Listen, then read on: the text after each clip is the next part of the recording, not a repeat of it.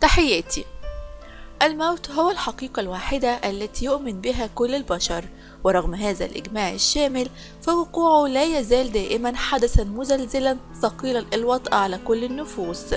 يجد الكثيرون صعوبة في تقبل وتصديق حدوثه بالفعل، وعندما يكون المتوفي تحت الأضواء الأمر هنا يختلف، لأن صدمة عشاقه ومحبيه في موته تكون كبيرة، ولا يستطيعون تصديق أن حياة هذا النجم التي كانت مليئة بالصخب والضجيج انتهت وعاد إلى التراب كأي إنسان عادي، وها هو يركض في صمت وهدوء. ومثلما تلاحقهم الشائعات في حياتهم ترافقهم أيضا في مماتهم، ومجرد سماع خبر موت فنان أو نجم شهير حتى تبدأ قصص كثيرة وغريبة تظهر عنه تصل إلى درجة الأساطير، تصل بعضها لدرجة عودتهم من الموت، وآخرها كان من ما تردد عن قبر الفنانة صباح الذي تحدث عنه بعض النشطاء وعدد من المواقع الإلكترونية، مرفقين حديثهم بمجموعة من الصور لمقبرة أنيقة وصفوها بأنها فندق 5 نجوم صممه الأهل وفق وصية أوصت بها الشحرورة قبل مماتها، وطلبت أن يشتمل قبرها على جهاز تلفزيون وسرير ومرآة، وكلها الشائعات نفتها الأسرة.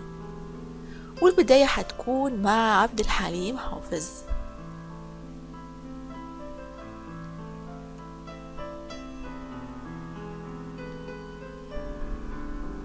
في عام 2006 أصبحت قضية جثة عبد الحليم حافظ التي لم تتحلل في قبرها رغم مرور 30 عام على وفاته حديث الناس في القاهرة، بعد أن كشفت عنها إحدى الصحف المصرية التي أكدت نقلا عن الذين رأوا الجثمان أن جثة عبد الحليم لا زالت على حالها وكأن صاحبها دفن للتو. ومن المعروف أن عبد الحليم توفى قبل 37 عام في لندن بعد أن أصيب بنزيف حاد إثر إبرة لوقف النزيف أعطاها له الطبيب المعالج. والكشف عن جثة عبد الحليم في قبره جاءت بعد قيام لجنة من أسرته ولجنة حكومية بفتح قبره لحماية المقبرة. من تسرب المياه الجوفية إليها، ومنذ تلك اللحظة أشيع أن جثته موجودة بكامل ملامحها ولم تحلل.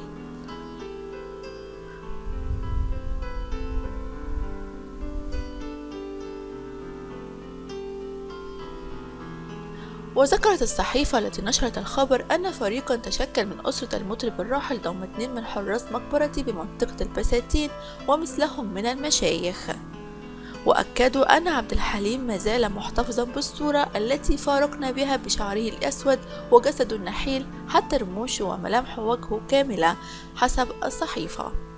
وقصة فتح مقبرة عبد الحليم كما تقول الصحيفة تعود إلى التقرير الذي نشرته وتضمن تحذيرا بتسرب المياه الجوفية إلى مقبرته.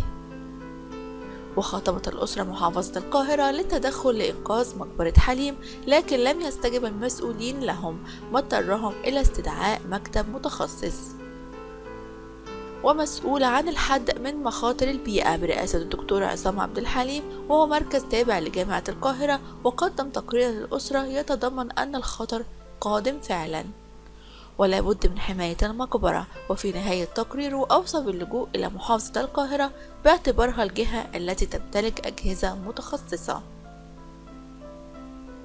لمنع الضرر والتعامل مع مثل هذه الحالات، لكن صمت المحافظة دفع الأسرة كما قال عبد الحليم عون رئيس جمعية تخليد عبد الحليم للجوء إلى دار الإفتاء للحصول على فتوى شرعية لفتح المقبرة، وكان الرد بجواز فتحها للإطمئنان على وضعها ومن حسن معاملة جثث الموتى ومعاملتها كالأحياء.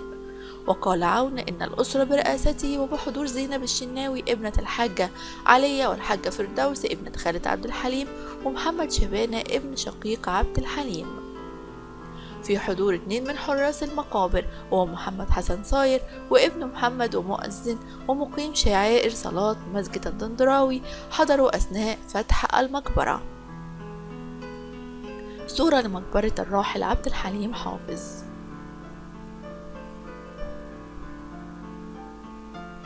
وأضاف عون جسم عبد الحليم كما هو وكأنه نائم، وأنا وضعت يدي على وجهه. المفاجأة كانت مذهلة بالنسبة لي باعتباري أول من دخل المقبرة. فاستدعيت مؤذن الجامع وحراس المقبرة وأحد الأصدقاء وهو من أعضاء الجمعية اسمه معتز الذي سقط من هول المفاجأة. فجثمان حليم كما هو تقريبا متماسك وبدون تغيير يذكر، كما أن الرمال تحت جثمانه كانت شبه بيضاء ونقية جدا.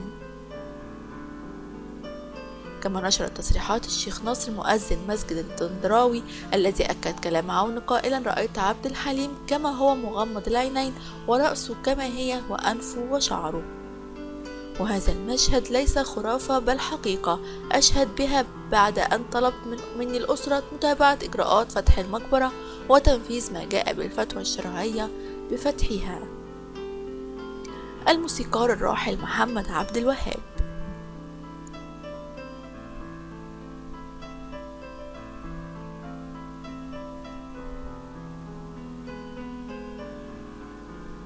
لعل أطرف هذه القصص هي قصة عودة موسيقار الأجيال الراحل محمد عبد الوهاب من الموت، وهي قصة لا يعرفها الكثيرون.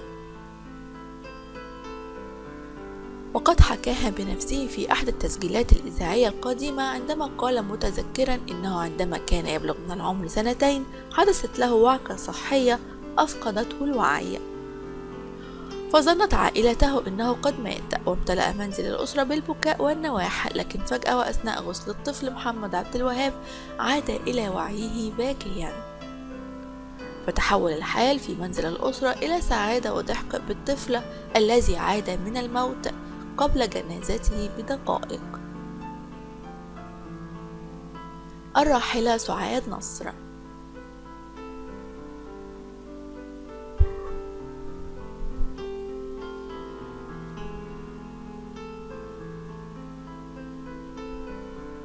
بعد إعلان خبر وفاة سعاد نصر في 2007 خرجت بعض المواقع والصحف بتصريحات أثارت استغراب الكثيرون للشيخ سيد حمدي بأن الراحلة اتصلت به في 10 مساء 26 ديسمبر 2005 لتستشيره في رؤية شاهدتها، وقالت له إنها شاهدت شبشبها أي حذاء منزلها يسقط منها، ثم رأت والدها المتوفي يرجعه إليها، ثم اصطحبها إلى غرفة ضيقة وجلست معه لمدة 7 أيام، وقالت له: يا أبي أريد توسيع هذه الغرفة.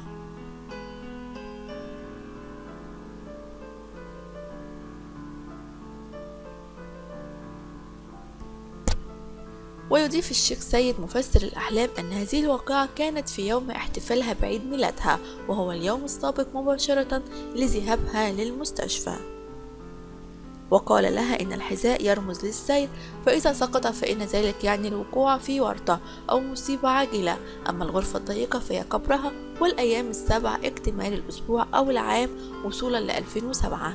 وتابع: قلت لها إن توسعة القبر أو الغرفة الضيقة بالتوبة إلى الله والندم. وردت الراحلة على الشيخ سيد قائلة: أنا ناوية أغير مسار حياتي وأبدأ حياة جديدة لأنني أحب القرآن والرسول. وفي اليوم التالي دخلت المستشفى.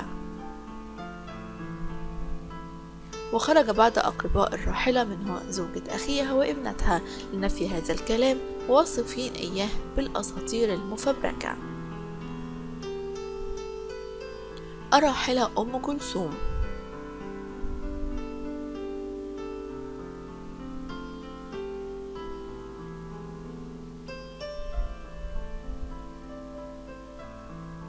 تداول رواد مواقع التواصل الاجتماعي مقطع فيديو نشره مواطن مصري يدعى أبو يعقوب لأصوات مرعبة ومزعجة ودخان.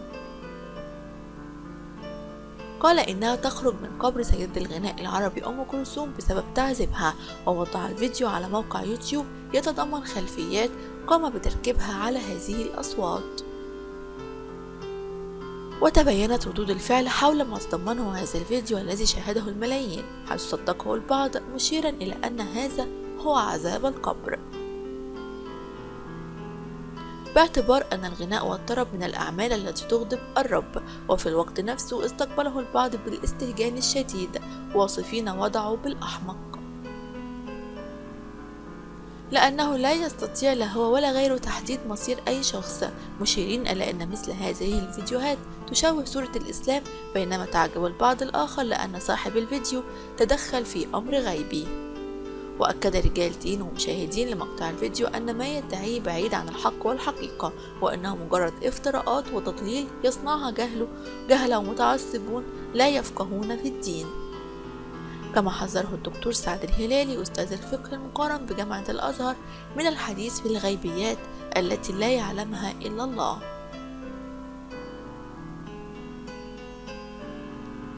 صورة لجنازة الراحلة أم كلثوم. ووجه الهلالي تحذيرات لهذا الشخص لأنه يعبث في علم الغيب الذي اختص الله به نفسه. وقال الهلالي: لا يوجد مؤشر يدل على أن صاحب القبر في الجنة أو النار، لأن هذا الأمر من الغيبيات. وعلى الرغم من كل الانتقادات، فإن صاحب الفيديو يصر على ما جاء به من أصوات، ويقول: أنا مسؤول عما وضعته، واللي مش مصدق يروح عند القبر ويسمع. الراحل طلال مداح.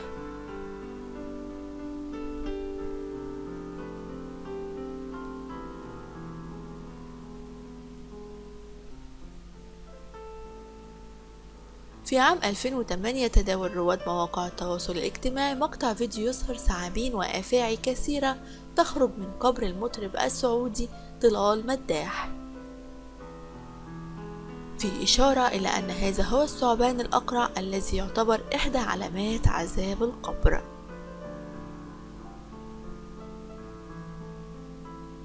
ويظهر الفيديو الثعابين تدخل وتخرج من القبر عبر فتحات ترابية، وكالمعتاد في سماع الحكايات المخيفة.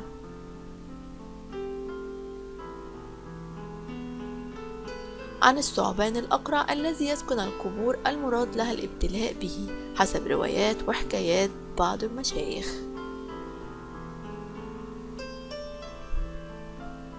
ووصف خالد أبو منذر مدير أعمال مداح هذا الكلام بأنه شائعات انتشرت على الإنترنت من قبل بعض المتطرفين الذين ذكروا أن الثعابين مكتظة على قبر طلال مداح. وقال إن هذا دعاوي أناس حاقدين مرجفين. كما قال إن جمال صوت مداح الفني بدأ من قراءته للقرآن، معتبرا مداح شخصية متدينة، حيث كان يقوم الليل ويقرأ جزءا من القرآن كل يوم، كما كان متصدقا وكريما وعفيفا في حياته ولسانه.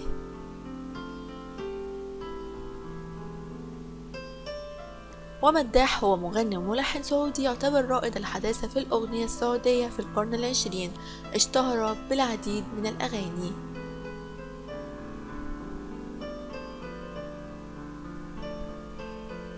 منها ماذا أقول ألحان محمد عبد الوهاب، ولي طلب، وضايع في المحبة للملحن محمد الموجي.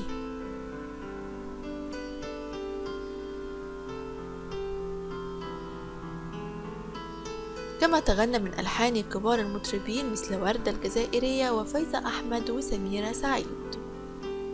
رحم الله الفنانين وأسكنهم فسيح جناته. للاستمرار والمتابعة برجاء الاشتراك معايا في القناة والضغط على زر الجرس علشان يوصلك كل جديد. شكرا لحسن المتابعة وإلى اللقاء.